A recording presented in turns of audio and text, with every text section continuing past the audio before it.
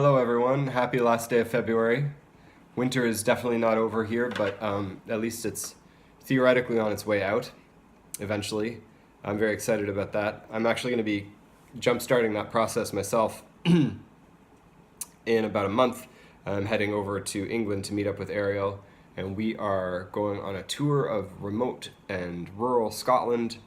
If you've ever wanted an excuse to go to places like Shetland or Skye or Orkney or Mull.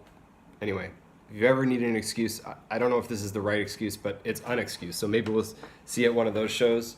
We're doing that tour with our friend Adam, whose band Randolph Sleep we like a lot. It's going to be a lot of fun. But we're actually preceding those Scottish dates with a couple of dates in England. One at the Waiting Room in Eaglescliffe, which is in Teesside. And another one in Hebden Bridge on April 9th. April 9th, Hebden Bridge is, I think. And the exciting thing about that, I mean, Hebden Bridge is exciting all on its own, but making it particularly exciting is that we're going to be spending a couple days there before the show, doing some recording for our next Ariel Sherratt and Matthias Kalm album, which is untitled as of yet, but all the songs are going to be about work, about labor, in this sort of uncertain new era where, you know, people are getting replaced by algorithms and the younger generation has no idea if they're going to graduate into a world that has any work for them, and some people are even saying, well, maybe that's not even a bad thing. Who knows? Fully automated luxury communism could be a reality. Anyway, the album's going to be all about that kind of stuff, and we're actually we're gonna finish the recording session with this show on the 9th at the Hebden Bridge Trades Club, and if you could make it to that would be great, because we're gonna record the show as well, and we'd love to have you there. We'd love to have you in the audience to be part of that, because maybe one of those recordings, one or more of those songs, will make it onto that duo album as well. We're gonna be playing you a lot of the new stuff at that show. But I thought I'd try and play you a new one right now. Those of you in the Wallflowers or above tier heard a new song a few days ago in this sort of tell-all video I did, a day in the life of Matthias in the frozen wasteland he lives in. And I played one of these new songs for you then. I'm going to play you another one now. I've never written a song like this before. This is a kind of an old form of song called the Talking Blues, popularized by people like Woody Guthrie and Bob Dylan, and the idea is it's a couple of rhyming couplets and really simple chords, and then you sort of hang on the end, like you know chords like E and A, and then maybe like a B7, and then you just sort of hang on the last chord, and you just drift off and just ramble, talk about stuff. That's hence the name, Talking Blues. Anyway, this one's called Talking Gig Economy Blues, and let me know what you think. Woe is me, my degree in ethnomusicology doesn't seem to be knocking down the doors of opportunity. Or was it my door it was supposed to knock on? If the world's a stage, my part's a walk-on. I've been bamboozled, I've been robbed, and I can't get a job. Some people say I'm overqualified.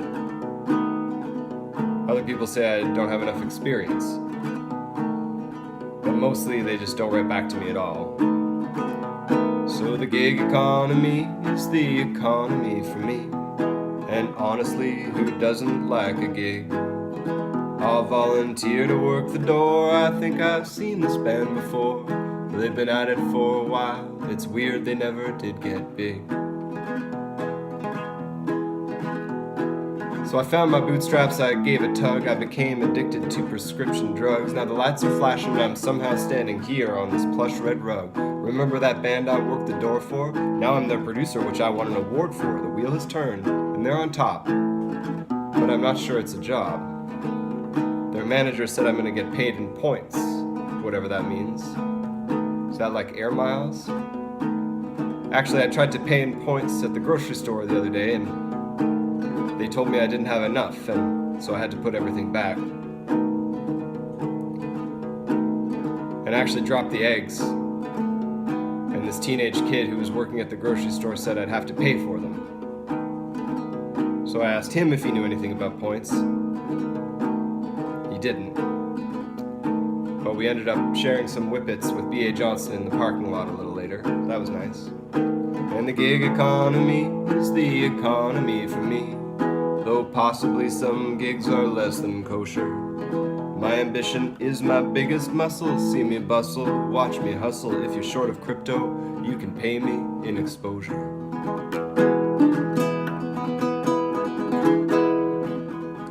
Oh, don't ask, my friend.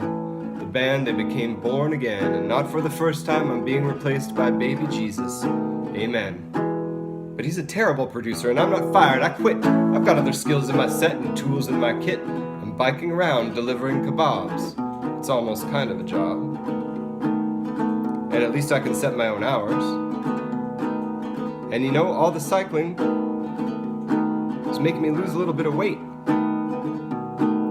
But sometimes I find myself just sitting on the curb bursting into tears for no reason at all.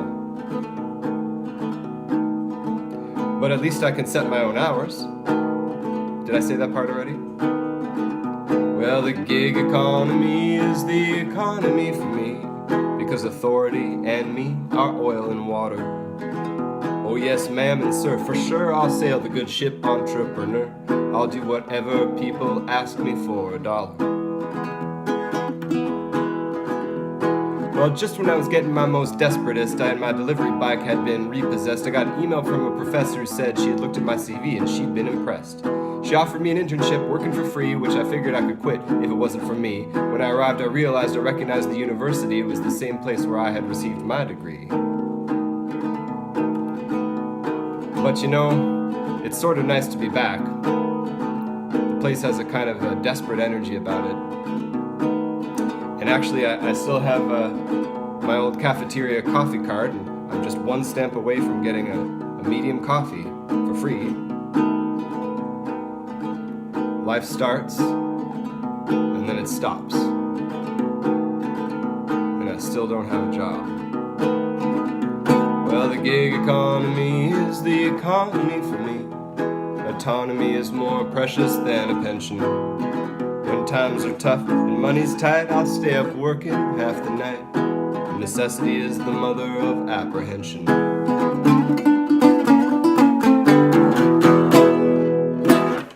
Talking Gig Economy Blues. That's I just wrote that today. I hope you like it. And yeah, thanks for all your support.